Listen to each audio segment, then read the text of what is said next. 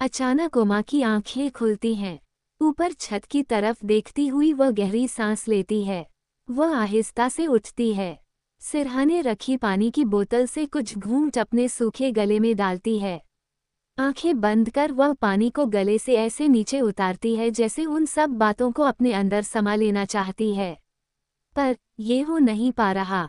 हर बार वह दिन उबकाई की तरह उसके पेट से निकलकर उसके मुंह में भर आता है, जिसकी दुर्गंध से उसकी सारी ज्ञानेंद्रियां कांप उठती हैं। पानी अपने हलक से नीचे उतारकर वह अपना मोबाइल देखती है। रात के 1:30 बजे हैं।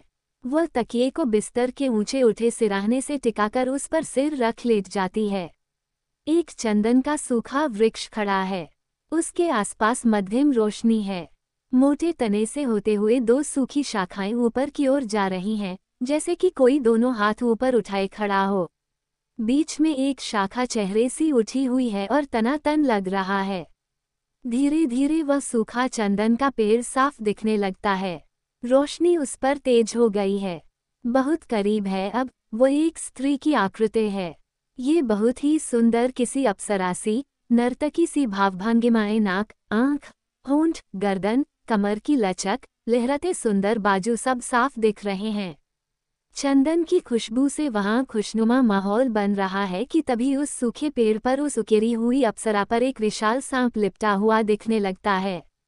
बेहद विशाल, गहरा चमकीला नीला, हरा, काला रंग उसके ऊपर चमक रहा है। सारे रंग किसी लहर की तरह लहरा रहे हैं। आंखों के चारों ओर सफेद चमकीला रंग है और सफेद चमकीले उस रंग से घिरी गोल आंख उस अप्सरा की पूरी काया को अपने में समा लेने की हवस लिए हुए है। रक्त सा लाल, किसी कौंधती बिजली से कटे उसके अंग उस काया पर लपलपा रहे हैं। वह विशाल सांप अपनी जकड़ को घूम घूम कर इतना ज्यादा कस रहा है कि वह उस पेड़ को मसलकर धूल ही बना देना चाह रहा है। तभी वह काया जीवित हो जाती है। सांप उससे दूर गिर पड़ता है। वो एक सुंदर सी अप्सरा बन खड़ी हो जाती है और सांप की तरफ अपनी दृष्टि में ठहराव, शांति, आत्मविश्वास और आत्मशक्ति से ज्यों ही नजर डालती है, वह सांप गायब हो जाता है और उमा जाग जाती है। सपने को दोबारा सोचकर उमा फिर बोतल से पानी की घूंट अपने हलक से उतारती है। अब उसे नींद नहीं आ रही। भारतीय वन सेवा के बड़े ओहदे पर है उमा। उमा को मिला यह बड़ा सा घर और रहने के लिए वह अकेली। 3 तो सोने के ही कमरे हैं जो लगभग बंद ही रहते हैं। एक में वो सोती है। उमा उठकर बाहर के कमरे में आ जाती है। बड़ी सी पूरे शीशे की खिड़की पर से पर्दा सरका देती है। दूर दूर तक अंधेरा। IGNFA देहरादून के अहाते में रोशनी करते बल्ब से बाहर दृश्य धुंधला सा दिख रहा था। अभी अभी बारिश रुकी थी। चिनार के ढलाव से नुकीले पत्तों पर लटकती बूंदों पर नजर गड़ाए वह उस बीते एक दिन में चली जाती है। उन दिनों वह अपनी PhD के अध्ययन के सिलसिले में अपने शहर रांची के बिरसा कृषि विश्वविद्यालय कांके आई हुई थी। पूरा बचपन तो यहीं बीता उसका। झारखंड के जंगलों में अवैध खनन व अवैध जंगल के पेड़ काटने पर रोक व अध्ययन के लिए जिला स्तर की कमेटी थी। आज उमा ने उस कमेटी के लोगों को बातचीत के लिए बुलाया था। उसे जरा भी पता नहीं था उसके जीवन में कौन सा सवाल उठ खड़ा होने वाला है। मीटिंग खत्म हुई। सारे लोग चाय के लिए उठ गए। उमा अपने लैपटॉप पर जरूरी टिप्पणियां लिखने लग गई। तभी उसे लगा कोई उसके पास खड़ा है। उसने नजर ऊपर की। एक नजर उसके चेहरे पर गड़ी हुई थी। आपने मुझे पहचाना नहीं? उमा ने कहा, सॉरी, नहीं पहचान पाए। हम स्कूल में साथ थे। उस शख्स ने कहा, क्षमा करें, मेरी याददाश्त कमजोर हो गई है। स्कूल की बातें याद नहीं है, उमा ने जवाब दिया। मैं अनवर हूँ। याद आ रहा है। अनवर नाम तो सुना सुना सा लग रहा है। एक लड़का था, दुबला पतला, शैतान। शैतान नहीं था मैं, बेहद चंचल था, वह बोला था। उमा गौर से देखती है। कुछ याद करने की कोशिश करती है और अनवर स्कूल के अन्य दोस्तों के नाम व कई घटनाएं बनाता जाता है। उमा को लगा जैसे उसका बचपन कहीं खोया झांकने लगा है। पता नहीं कब वह अनवर के साथ सहज हो गई, हंसने लगी, स्कूल की यादों में डूबने लगी। अनवर की हिम्मत बढ़ी, उसने कह डाला, मैं तुम्हें नहीं भूल पाया। मैं साइलेंट लवर हूँ तुम्हारा। मैं तुमसे अब भी बेहद प्यार करता हूँ। यह क्या बकवास है? पागल हो गए हो क्या? स्कूल में ही रुक गए हो क्या?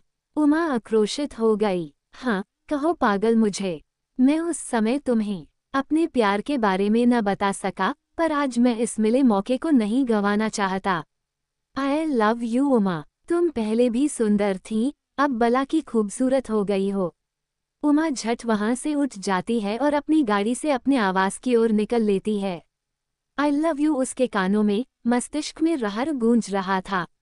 कभी यह एहसास अच्छा लगता तो कभी वह इसे परे झटक देती। फोन की घंटी से उसकी नींद खुलती है। अनवर का फोन है। वह उस पर ध्यान नहीं देती। फिर घड़ी की तरफ देखती है, सुबह के 6 बज गए हैं। इतनी सुबह अनवर ने रिंग किया। उमा उठकर बैठ जाती है। चेहरा धोकर चाय बनाती है। अपने फोन पर जरूरी मैसेज, कॉल, ईमेल देखने में लग जाती है। तभी फिर फोन की घंटी बज उठती है। फिर अनवर का फोन है। हेलो। हाँ, हेलो। उठ गई क्या? गुड मॉर्निंग, अनवर की आवाज थी। इतने सवेरे रिंग कर दिया, उमा बोली। हाँ, क्या करूं, रात को मुझे नींद ही नहीं आई। तुम्हारे बारे में ही सोचता रहा, अनवर बोला। मुझे अभी बहुत काम है, बाद में बात करती हूँ, उमा ने फोन काट दिया। आधे घंटे बाद फिर अनवर का फोन आया। अरे, मैं तुमसे मिलना चाहता हूँ।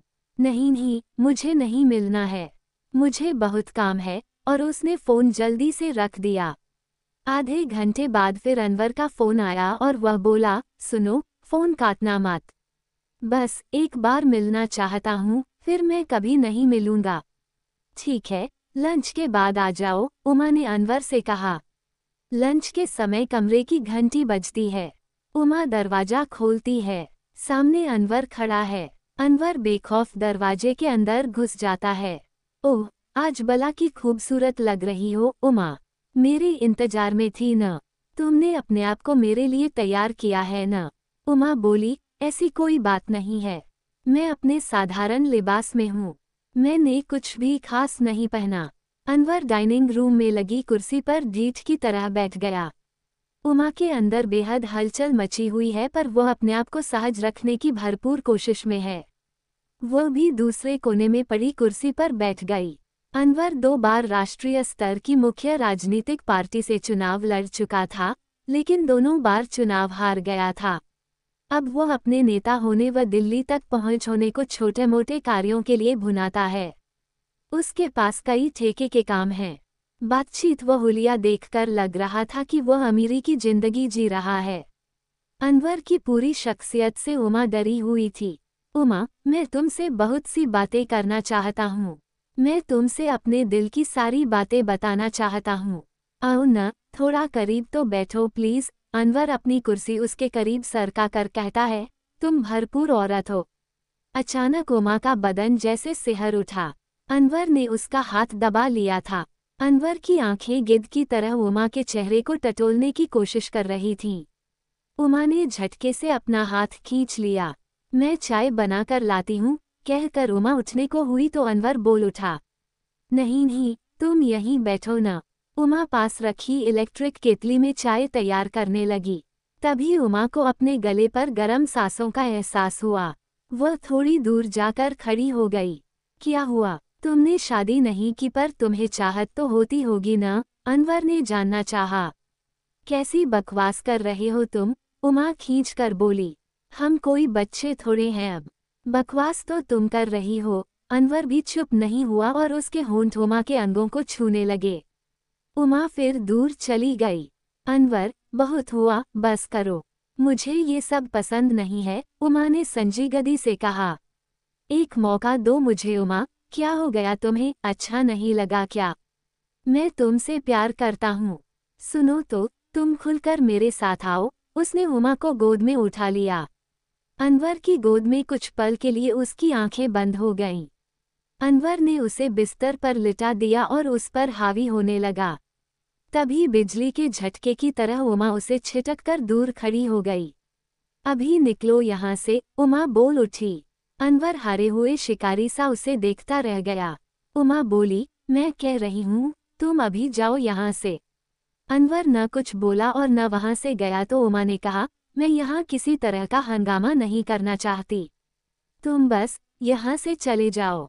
अनवर ने अपना रुमाल निकाला और चेहरे पर आए पसीने को पोंछता हुआ कुछ कहे बिना वहां से निकल गया। उमा दरवाजा बंद कर डर से कांप उठी। सारे आंसू गले में अटक कर रह गए। अपने अंदर छिपी इस कमजोरी को उसने पहली बार इस तरह सामने आते देखा। उसे बहुत मुश्किल से उस रात नींद आई। फोन की घंटी से उसकी नींद खुली। फोन अनवर का था। मैं बहुत बेचैन हूँ, मुझे माफ कर दो। उमा ने फोन काटकर उसका नंबर ब्लॉक कर दिया। फिर दोबारा एक अनजान नंबर से फोन आया। ये भी अनवर की ही आवाज थी। मुझे माफ कर दो उमा, मैं तुम्हारी दोस्ती नहीं खोना चाहता। उमा ने फिर फोन काट दिया। वह बहुत डर गई थी। उमा ने सोचा कि उसके वापस जाने में 2 दिन बाकी हैं। वह बेचैन हो गई। किसी तरह वह खुद को संयत कर पाए। कई महीने बीत गए। वह अपने कामों में इतनी व्यस्त रही कि एक बार भी उसे कुछ याद नहीं आया। हल्की याद भी आई तो यही कि वह जंग जीत गई है। एक दिन अचानक एक फोन आया। उस तरफ अनवर था। सुनो, मेरा फोन मत काटना और न ही ब्लॉक करना। मैं तुम्हारे बिना जी नहीं पा रहा है। बताओ न तुम कहाँ हो। मैं तुमसे मिलना चाहता हूँ। मैं मर रहा हूँ, मुझे बचा लो। ये किस तरह का पागलपन है। मैं तुमसे न तो बात करना चाहती हूँ और न ही मिलना चाहती हूँ, उमा ने साफ कहा। अरे जाने दो, भाव दिखा रही है। अकेली औरत, शादी क्यों नहीं की, मुझे नहीं पता क्या। 900 चूहे खाकर बिल्ली चली हज को। मजे ले लेकर अब मेरे सामने सती सावित्री बनती हो। तुम्हें क्या चाहिए, मैं सब देने को तैयार हूँ। अनवर अपनी औकात पर उतर आया था। ऐसा लगा जैसे किसी ने खौलता लावा उमा के कानों में उड़ेल दिया हो। उसने फोन काट दिया और इस नंबर को भी ब्लॉक कर दिया। ये परिणाम बस उस एक पल का था जब वो पहली बार में ही कड़ा कदम न उठा सकी थी। इस बात को बीते 4 साल हो गए हैं। अनवर का फोन फिर कभी नहीं आया। उमा ने अपना नंबर बदल लिया था, पर आज भी यह सपना कहीं न कहीं घाव रुसता है। दर्द होता है। कहते हैं समय हर घाव भर देता है, पर उमा देख रही है कि उसके जख्म रहर कर टीस उठते हैं।